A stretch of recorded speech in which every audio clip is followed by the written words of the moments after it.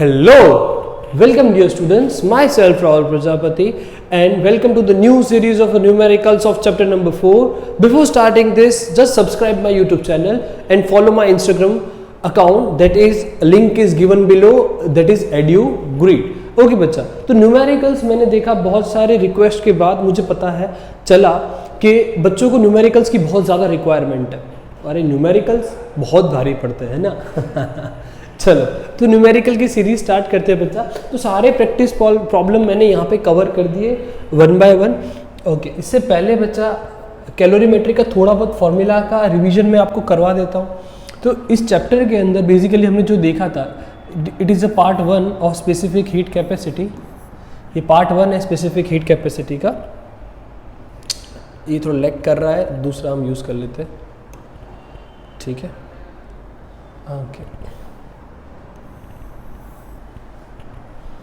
तो specific heat capacity का part देखेंगे हम। तो इसमें सबसे पहले जो फॉर्मूला आपको देखनी है, that is heat energy. Heat energy का फ्लोइंग का कारण क्या था? It is always flowing from higher to lower, higher temperature to lower temperature वो फ्लो करती है। और ये जो टेम्परेचर, ये जो फ्लोइंग है, डिपेंड किस पे करता है? मास, उसकी specific heat capacity and change in temperature पर, डेल्टा थीटा। ओके, HSC का मतलब तो पता चल गया, स्पेसिफिक हीट कैपेसिटी। और मैंने समझाया भी था कि स्पेसिफिक हीट कैपेसिटी होता क्या है बच्चा। स्पेसिफिक हीट कैपेसिटी एक amount of heat required to raise a temperature of 1 gram of water by 1 degree Celsius.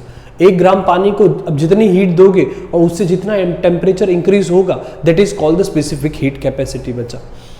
तो स्पेसिफिक हीट कैपेसिटी, तो ये बेसिक फॉर्मूला है जो आपको देखना है, ठीक है। तो हम स्टार्ट करते हैं बच्चा। यहाँ पर क्वेश्चन 1 हमको दिया हुआ है, a solid of mass 0.15 kg 15 kg is heated from 10 degree Celsius to 19 degree Celsius. Specific heat capacity of solid is 390 joule per kilogram per degree Celsius. Find the heat absorbed. तो अभी मैंने बताया simple सा formula है, heat is equal to mc delta theta. अब यहाँ पे हमको मास गिवन है 0.15।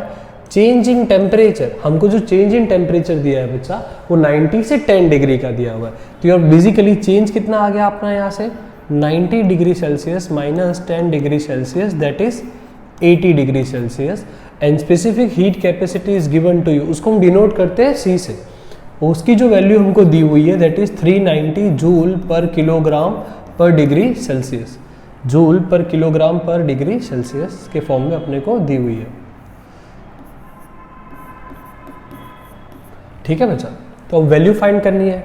तो यहाँ पे मास कितना हो गया 0.15, स्पेसिफिक हीट कैपेसिटी 390 है एंड चेंज इन टेम्परेचर कितना है 80 है। 15 डिवाइडेड बाय 100 और ये आ जाएगा 390 इंटू 80। ये 0 और ये 0, ये 0 और ये 0 कट हो जाएगा। 8 5 40, 4 कैरी, 8 1 8, 120 इंटू 39 के अप्रॉक्सीमेट आया है बच्चा। आप चाहे तो मल्टीप्लाई खुद भी कर सकते हो। 39 इंटू 12 कितना हो जाएगा, ये 18, ठीक है। 3 2 6 and 1 9 9, 6 plus 9 is basically 15 plus 1 16, again 1 carry, 1 3 3 plus 4 4 68। अगर आपको ये शॉर्ट ट्रिक सीखनी हो कि कैसे मल्टीप्लाई कर रहा हूँ मैं क्विकली, तो आप देख सकते हो, मुझे कमेंट बॉक्स में मैसेज कर सकते हो, ठीक है। तो ये हमारा आंसर आ गया, इतनी joule of heat energy absorb होगी ड्यूरिंग द प्रोसेस। अब दूसरा जो क्वेश्चन दिया हुआ है हमको, a liquid of mass 0.2 kg has a temperature of 135 और उसको कूल कर दिया हमने 25 डिग्री सेल्सियस तक।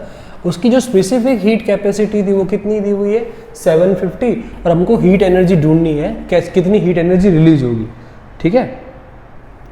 तो गिवन डेटा जो दिया हुआ है उसको हम डिकोड करते हैं। तो सिमिलरली आपको यहाँ पे मास 0.2 kg दे दिया हुआ है और चेंज इन टेम्परेचर की बात करूँ तो 135 डिग्री सेल्सियस से 25 डिग्री सेल्सियस तक।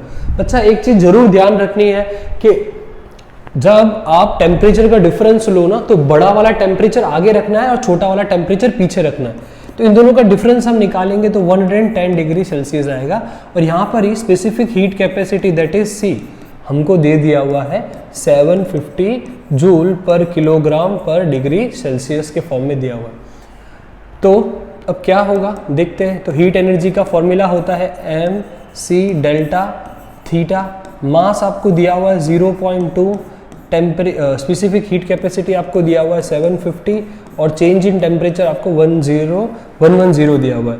इस पॉइंट को हटाएंगे तो नीचे आ जाएगा 10, ये 750 और ये 110, ये 0 और ये 0 कट। ओके 11 2 इज 22 इंटू 750 बचा है हमारे पास, ठीक है।